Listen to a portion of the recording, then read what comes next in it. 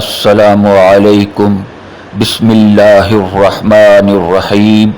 نماز میں غلط قسم کے وسوسے کیوں آتے ہیں؟ ان وسوسوں کا علاج کیا ہے؟ آئیے سنتے ہیں ڈاکٹر اسرار احمد کا ایمان افروز بیان۔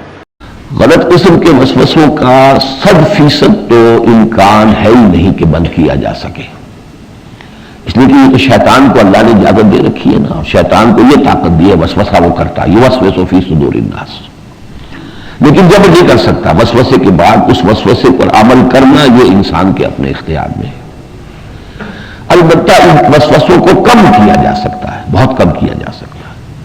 وہ یہ ہے کہ اگر آپ کی جو پوری زندگی ہے اس میں آپ کا رجحان اللہ کی طرف ہو چکا ہے اور محنت آپ دین کی کر رہے ہیں، تو شیطان کو بہت کم موقع ملے گا کہ وہ وسوسہ آپ کے اندر ڈال سکے۔ اگر آپ لگے ہیں دنیا داری کے اندر ہی اور صرف جو ہے دین کو ایک چھوٹا سا ضمیمہ بنا رکھا ہے، بس نماز پڑھنی ہے، روزہ رکھنا ہے، باقی تو ساری سوچ، ساری غور و فکر جو ہے وہ دنیا کے لیے ہے، تو وہ تو پھر نماز میں بھی آپ کو وہ پیچھا نہیں چھوڑے گا۔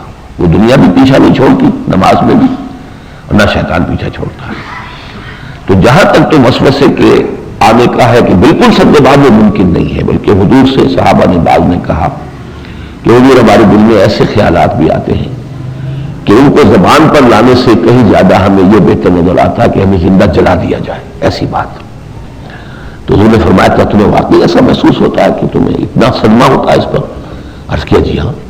فرمایا یہ عین ایمان ہے، یہی تو ایمان ہے کہ شیطان نے وہ خیال آپ کو دل میں ڈالا ہے، لیکن آپ کی طبیعت نے اتنا ریئیکٹ کیا اس کے خلاف، اتنا رد عمل کیا کہ آپ نے سمجھا کہ یہ چیز تو ایسی ہے کہ میں زبان سے نکالوں اس سے بہتر ہے کہ میں زندہ مر جاؤں، جلا دیا جاؤں۔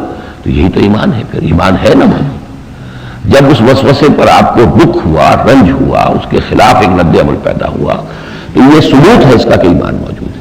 اس بیان کے سننے سے آپ کا ایمان تازہ ہو گیا ہوگا۔ آپ کی نیک تمناؤں کے ساتھ اجازت چاہتا ہوں۔ اللہ حافظ۔